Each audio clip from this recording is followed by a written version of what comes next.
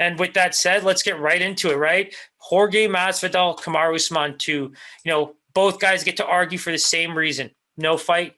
One guy's got no fight camp and 6 days notice. The other guy's got 6 days notice to take on a completely different fighter. So in both scenarios, I really think that, there's enough for both guys to have that argument, right? And that's from any fighter's perspective. I think Jorge Masvidal, as always, will get that bump for being the guy who just steps in to take on a champion who's just been going nuts for the last few years since he lost that one fight. Great piece on that by ESPN. If you haven't checked that out, the moment he taps, he just goes into detail about how he has to tap because he knows the suspension is longer if he actually goes out. So as much as he doesn't want to give up on himself, the smarter move here so he can fight sooner to make that bank is to tap. And so he taps. And that, to me, that is some championship shit mentality. That's why, Jones can be who he is outside the octagon. But when it comes to champ shit only, Jones is borderline untouchable. Khabib is borderline. Well, Khabib is untouchable. So, let's get into Jorge Masvidal. What is everybody talking about, right? Boxing. That's where Masvidal has, the best opportunity to upset the champion, who's now, once again, I'm going to say pushing, 400? Yeah, open as a minus 360, now looking at a minus 300, minus 430 to a minus 450, depending on where you go, with Masvidal getting close to that plus 350 range. My word.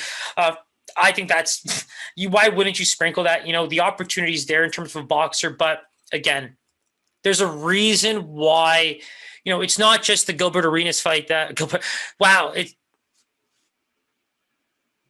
it's not just the Gilbert Burns fight that Kamaru left Sanford MMA, but, the striking aspect of his game has just now gone to a whole new level. He fought a guy like, Covington, and it was a lot closer than he probably hoped. And now when he's fighting, coming out of Trevor Whitman's camp, it's a completely different ballgame.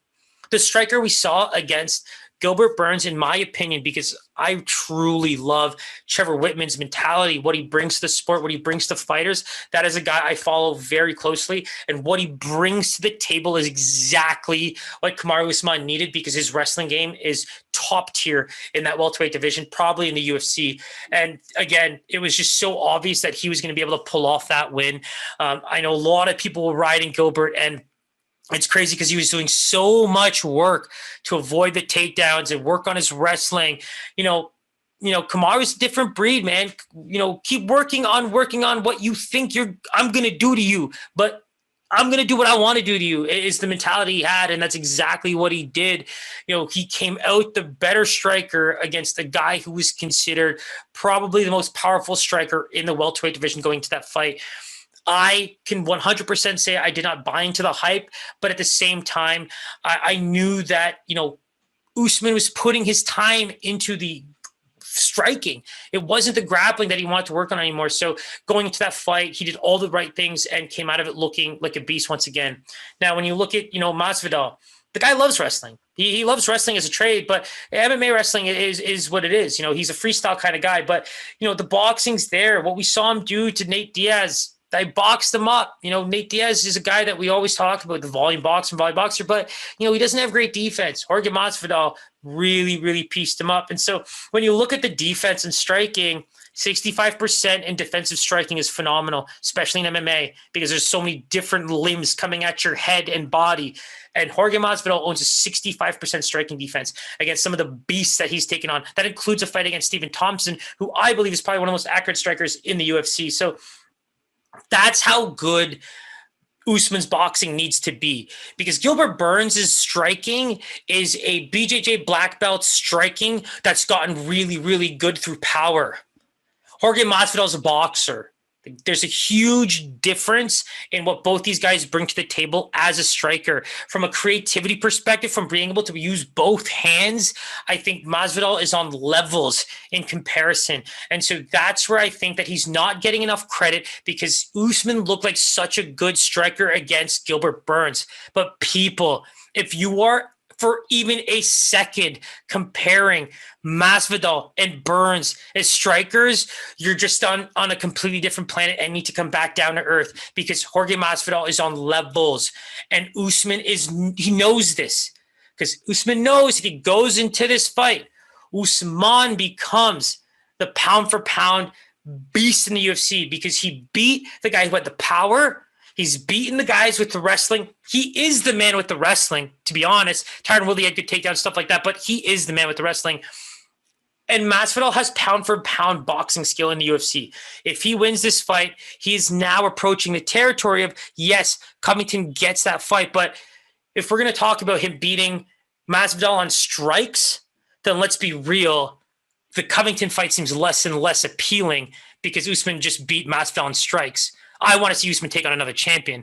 That's just, I'm not even a huge pusher of super fights, but Usman's the most deserving if he beats Masvidal via strikes. Now, Covington fight, obviously the drama, everything leading up to it, beautiful, but again, I'd be lying if I said I didn't want to watch the Masvidal fight more than, the Usman fight with Covington, only because there's so much bad blood there. There is a legitimate population in the U.S. that is siding with Covington and siding with Masvidal. There's so many videos, right, about just them going back and forth and back and forth. And it's just insane what these guys have been able to create amongst the MMA population, the casual population, and just the animosity between themselves. If you guys want to hear Masvidal's side of the story, which kind of lines up with some of the coaches out in ATT, which is why Colby can't train there anymore. So, not trying to point any fingers, but at the same time, I kind of am. It sounds like, Masvidal has a point to be taken. And in this case, I really love that, Kamaru's 100% takedown defense. Like, let's be real. If this guy gets taken down against Masvidal, wow. Could you imagine? Not going to happen. But I'm just trying to throw some pizzazz at this fight that, we might not think about. But, the takedown defense, right? Masvidal's takedown defense was hella good going into this fight. 77% after a fight with Kamaru Usman. So if you guys look at the numbers, man, this fight's a lot closer than people think. And, Kamaru's just got the tape to have people believe that he is just unbeatable. And you know what, man? He very much is the closest thing to an unbeatable fighter in the UFC. But I hate to say it, if there's one guy that can do it, it's 100% Masvidal. Covington is there. But my whole point is that's why I think that, Kamaru has to take this fight, man. Shut him up for one and prove that you're just as good of a striker. If he proves that he can strike with Masvidal, party done, man.